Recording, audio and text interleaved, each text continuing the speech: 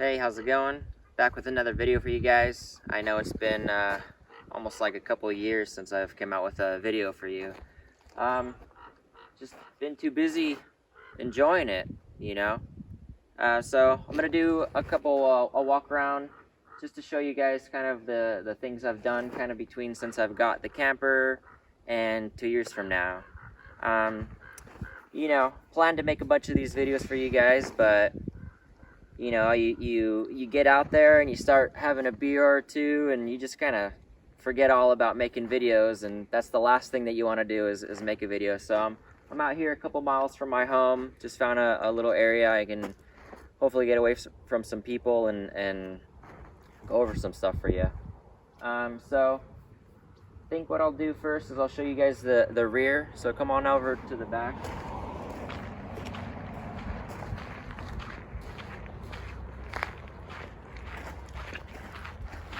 Go real wide.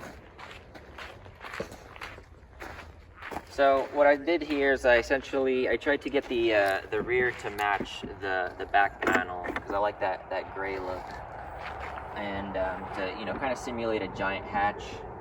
Over the years, the lift gate would kind of fail. You can kind of see it wants to drop right there. It's usually when it gets really cold it starts to have issues, but when it's really warm, it's not too bad. It stays up. So one of the first things I did to kind of accommodate the camper was I installed these bed stiffeners. They're by CaliRaised LED, I think is the company. And they really helped, when you're on the freeway and you're really jamming. I could kind of see the camper kind of wobbling a little bit. And I think it was because of the composite bed. It doesn't really have any anchor points on the edges. It kind of just is free floating. So with these bed stiffeners, it really stiffened up everything in the rear. I really felt much more stable. And I know, you think in suspension would help a lot. This actually helped a lot with keeping it, feeling more stable on the freeway. So I think you guys saw in a couple of the videos before, I actually had, we can look at the suspension back here.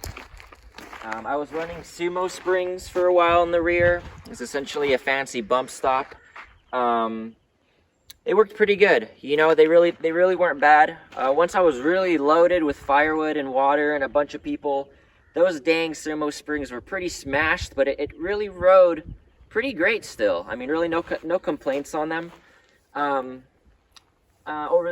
Over the course of time, I noticed that the tires I had were really wearing kind of terribly. They were off-brand tires. So another thing I really recommend doing is getting some proper tires for the ride. These are some BF Goodrich all-terrains. They're load E, so they're little stiff on the road, but you really feel planted. That's kind of what you want with a camper. You wanna feel comfortable and confident driving, and not kind of like you're swaying around. So after the tires came in, it felt really great, but the place that installed them recommended that I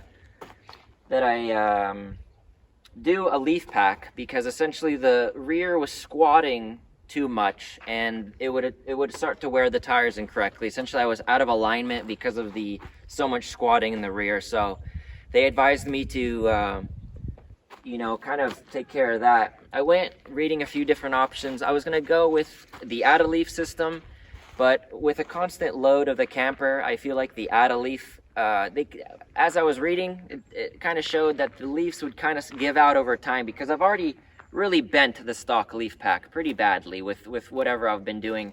You can tell it was not even a leaf pack anymore. It was almost sitting upside down. So I know the leaf pack was probably time to be completely replaced.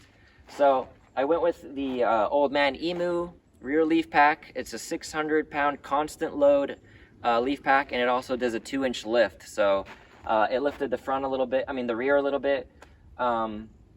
Once the rear was lifted, obviously I needed to compensate for the front.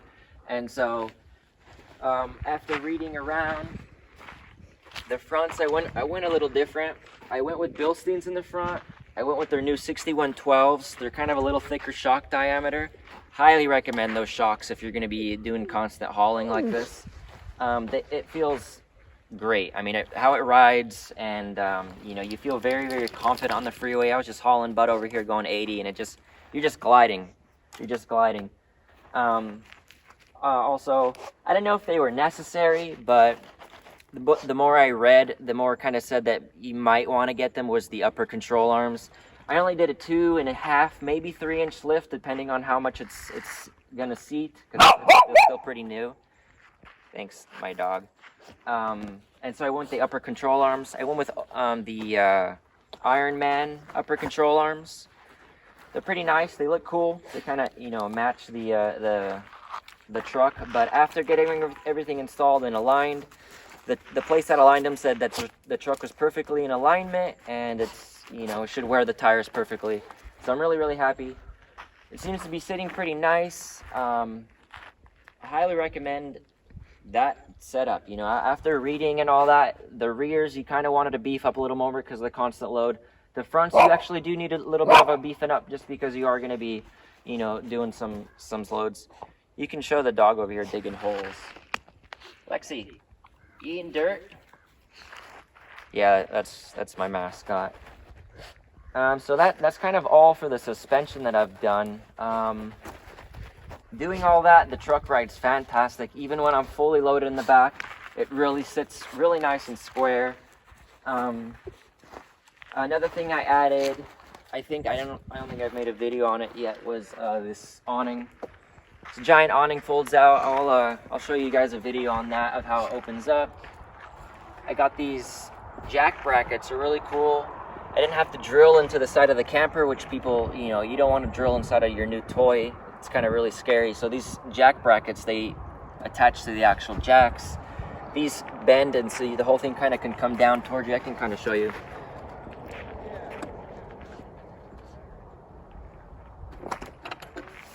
Let one go. Add them extra tight because I wasn't really gonna drop it, but and then the whole thing drops down. And then you're able to access these and pop the top. Let's see, what else did we do? Another thing I added was the rock slider. I forget what company does that. I'll figure it out and I'll put it in the description. But yeah, one time I was off-roading and I was up on a rock and I dropped off the rock, and the rock just barely missed my cab, and that was all I needed convincing to go and get myself some rock sliders, because if I was an inch over, it would have done some pretty bad structural damage to the bottom down there, and would have been terrible. So the next night I was on the internet and ordered these. All right, so do a little walk around in my camper. I still rock the fabric as kind of like cabinet blocking, and then everything just has to be tied down. So we got down here, I have my toilet. It's just the Campo. I forget the gallon, but it's the larger one. And then next to that, I have the hot water heater. Essentially, you're out there and it starts to get freezing. That thing comes in handy.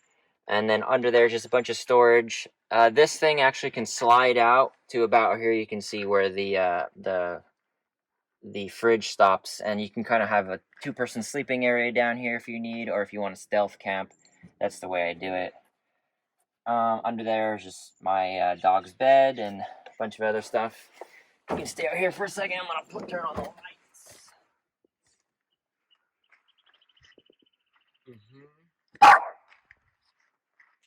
Right. There's just a big couch sleeping area. I have a lagoon table. Can go into a bunch of different positions, which is really handy. Go inside. And then on this side, I just have more storage. Just general things that, you'd be taking out. Tarps and extension cord if you're going to be in a nicer campground. Some lights. General stuff, they all can be removed, so it's cool to have everything modular. Under here is kind of the heart of the camper. I am running 100 amp hours of lithium. It's a Lion Energy battery. You can't see it in there because it actually has a a battery warmer in there, because sometimes I go up to Big Bear and it gets pretty cold, and the lithium batteries don't really function that well once they get below 30 degrees, and they don't even put out power below like -3, but it doesn't really get that cold. But anyways, so in here is the battery. I have the solar controller. It's a Victron Bluetooth solar controller. On the roof, there's 160 amps of solar. Keeps it topped off. The things that I'm running off the solar battery, the solar system, essentially, are the fridge, this is a fridge right here. All the lighting. There's a couple water pumps. This is actually a sink right here. I'll show you guys in a second. The lighting, the water heater is electric. Puts a good dent in it, but as long as you're using it during the day, it's not too bad. And then I have a inverter here. It's a 1500 watt, 3000 peak inverter. I use it to run pretty much anything. You can run a saw, you can run anything you need out except an AC, obviously. You know, that's still a little taboo out there unless you're going to get one of those fancy electrical systems that can run an AC. So anyways, that's pretty much it for in here. I have all my piping and all that for the water. And then that just gets hooked up with Velcro. It's really easy. As long, everything's obviously got to be tied down. It comes flying out of there, but, after the 5th time it happens, you get the hang of it. Sits up nice. Let's see. Yeah, you can probably come up here now.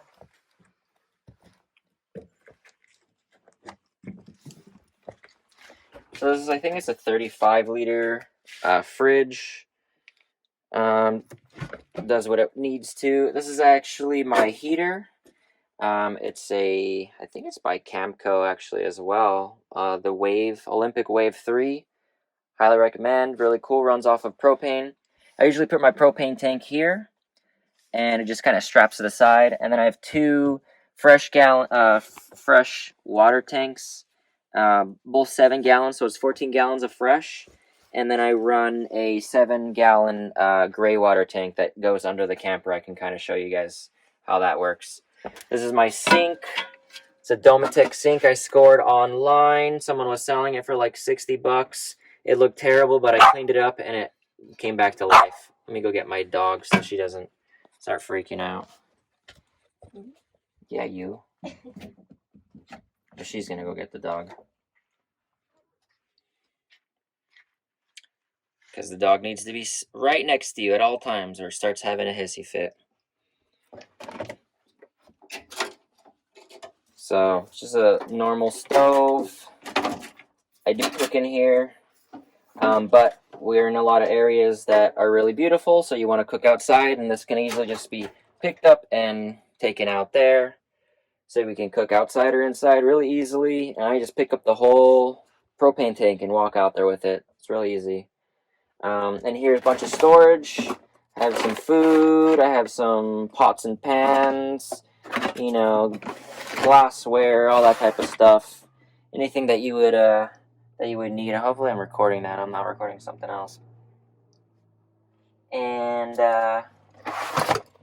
yeah, so that's that. This is on this side is the couch. It's just a nice little seating area. We move all this if you want to use the window for some reason, but we kind of have it in lounge mode so everyone can kind of lounge in there. This is the sleeping area. We run a Sea to Summit down 2-person sleeping bag. It's pretty sweet. You almost don't need heating blankets with that, but we do have heating blankets just in case. Run an X-Ped that's folded up in there. It's the biggest, thickest X-Ped that you could possibly get. It's like a 6-incher, I think. Whatever's the biggest one that they offer. And you can suck all the air out of it. So it folds it pretty flat, and it still fits in here really nice. This is how I keep it. Like, I will drop the top right now, and that's how everything just stays. There's my dog going crazy. Super great. Let's see, what else? Fan cover. So this is something I picked up. It's pretty handy. Essentially just, keeps a little bit more of the heat out or the cold out. Just blocks the vent a little bit, and also covers it to keep it a little more dark in here too, because a lot of light gets through there. Yeah, we can just look at this mole panel. adjustable panel. Someone was recommending it on one of the websites that I'm running. It's pretty awesome. Fits right into the center here. You can hook up all your bags and stuff. Recommend that. I forget the company. It's right there. It's OGC, but I forget what that stands for. I'll put that in the description too, so you guys can know that. And I think that's about it for now. Yeah, so there's like a ton of videos and pictures and stuff like that on the Facebook page that I'm running. It's the Four Wheel Camper Project M specific Facebook page. If you guys want to see different build outs and different ideas of how people building their things out, highly recommend going to check it out. And that's one of the places that has the most information, I think, on the Project M is actually that page. And I think I'll stick around here a little bit and I'll show you what this thing looks like when it's all dark, so you guys can kind of get an idea of my night setup. Yeah.